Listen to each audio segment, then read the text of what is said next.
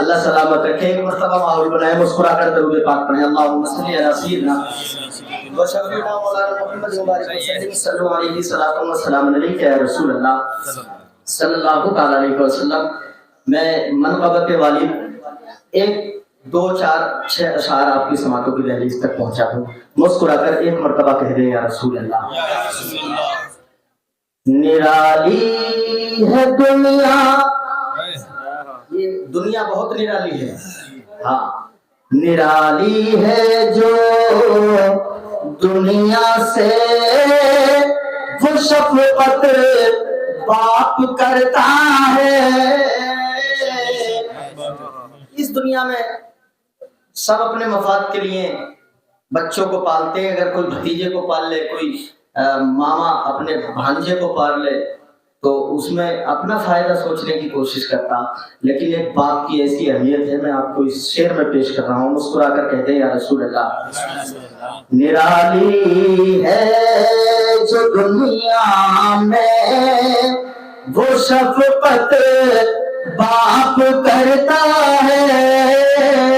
نرالی ہے جو دنیا میں وہ شفقت باپ کرتا ہے. انوکھی اپنے بچوں سے محبت باپ کرتا ہے. نرالی اپنے یہ بچوں کی عمر, یہ بچوں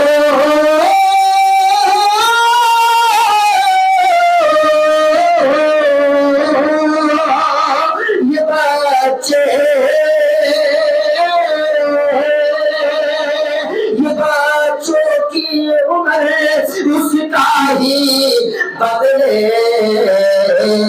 نہیں پاتے.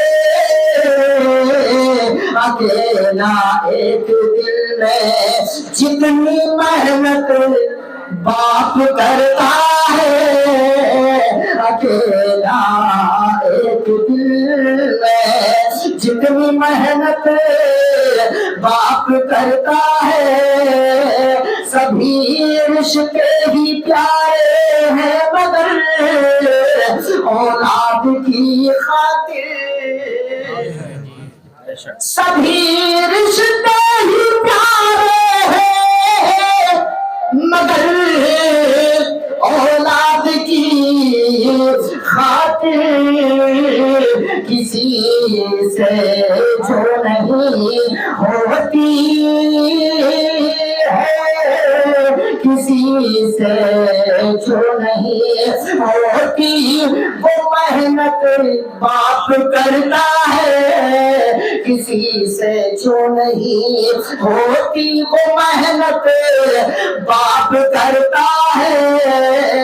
بچپن میں آپ جاتے ہو, میلے دیکھنے جاتے ہو, کہیں جاتے ہو تو وہاں سے کھلونے لے کر کے آتے ہو, لیکن وہ کھلونے حقیقت نہیں ہوتے. کوئی جے سی بی لے کے آتا, کوئی ٹریکٹر لاتا, کوئی ماروتی لاتا, مگر وہ کھلونے ہی ہوتے, وہ ٹوٹ جاتے ہیں. مگر جو باپ کرتا ہے وہ حقیقت ہوتا ہے. میں شعر دے دوں, مسکرا کر کہتے ہیں یا رسول اللہ. کبھی سوچا بھی ہے تم نے کھلونے توڑنے والوں, کبھی سوچا بھی ہے تم نے کھلونے توڑنے والوں. اجی تمہارے خواب ہوتے ہیں حقیقت باپ کرتا ہے. تمہارے خواب ہوتے ہیں حقیقت. ارے سب باپ ہی تو بیٹھے ہو, اولاد تو سو رہی ہے تمہاری, مگر باپ ہو کے ہی کہہ دو باپ کرتا ہے. حقیقت باپ کرتا ہے. ذرا دیکھو خود اپنی ہی پسینے سے وضو کر کے. یہ آپ نے دیکھا ہوگا جب جنگل میں ہم جاتے ہیں تو جب چھوٹے تھے تو ہمارے گھر میں بھی کوئی بیل گاڑی تھے، تو ہمارے والد صاحب زمین جوتتے، ہم روٹی لے کر جاتے، مدرسے سے پڑھ کے آئے کھیت پہ چلے گئے. مگر باپ کی حقیقت اور اہمیت دیکھیے آپ. مسکرا کر کہہ دیں یا رسول اللہ ذرا دیکھو خود اپنے ہی پسینے سے گزر کر کے مشقت کے مسلح پر امامت آپ کرتا ہے، مشقت کے مسلح پر عبادت باپ کرتا ہے. نرالی ہے وہ دنیا کی محنت باپ کرتا ہے. تو یہ محنت چاہے کتنی بھی ہم اور آپ کریں، اپنے لیے نہیں کرتے. ایک مکان لے لیا، دوسرے کی تیاری ہے، دوسرا لے لیا، تیسرے کی تیاری ہے، 2 بیگھہ لے لیا، 3 بیگھے کی تیاری ہے. کون سوچتا ہے یہ باپ سوچتا. اور کبھی باپ کا اگر انتقال ہماری نظر کے سامنے آ جائے، پردھان کی دعوت کرو، دیوان کی دعوت کرو، میلے صاحب کی دعوت کرو، سب کی دعوت کر دو، بڑے بڑوں کی کر دو. غریب کا حق ہے اس کے دھورے مت جاؤ، جس کا حق ہے اس تک مت پہنچاؤ.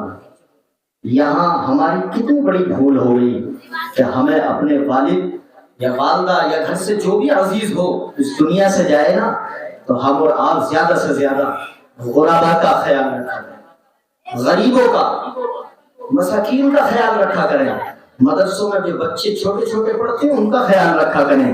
کسی کے والد کا انتقال ہوا، کوئی اگر بیرونی جگہ سے پڑھنے کے لیے کسی مدرسے میں بچہ پہنچا ہے، تو ہم اس بچے کے لیے جائے کا موسم آیا تو ہم نے اس کو گرم کپڑوں سے نواز دیا، اس کو ہم نے کبھی تکیے کی شکل میں دیا، کبھی بستر کی شکل میں دیا، کبھی اوڑھنے کے لیے اس کو کمبل لا کر کے دیا، کبھی پہننے کے لیے اس کو جرسی لا کر کے دیا، کبھی پہننے کے لیے اس کو جوتا پہنا دیا.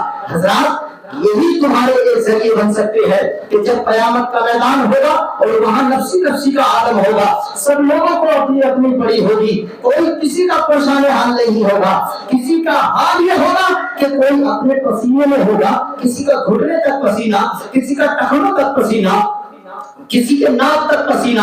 کوئی تو ایسا ہوگا جو پسینے میں ڈبکیاں لگا رہا ہوگا، کوئی ایسا بھی بدبخت ہوگا کہ اس پسینے کے عالم میں وہ تیرتا ہوا نظر آئے گا، کہے گا کہ میں بڑا پریشان ہوں. دنیا میں تو پریشان نہیں تھا. لوگ کہتے ہیں کہ ارے یار جو دنیا سے انتقال کر گیا اس کی ساری پریشانی ٹل گئی. اگر اعمال اچھے ہیں تو پریشانی ٹل گئی، اور اعمال اگر بد کیے ہیں نا، اگر زناکاری کی ہے، اگر جوا کھاری کی ہے، اگر عام کھانے کی کوششیں کی ہے، حرام کھایا ہے، لوگوں کے مالوں کو غصب کیا ہے، تو وہ پریشانیوں سے نکلا نہیں ہے. وہ دنیا میں تھا تو بڑے عیش سے رہتا تھا، لیکن جب قبر میں جائے گا تو یہ حال ہوگا کہ جو اشتاق نبی ہوں گے وہ جنت میں بے رو کے جائیں گے، اور جو گستاخ نبی ہوں گے تو قبر ہی سے دھو کے جائیں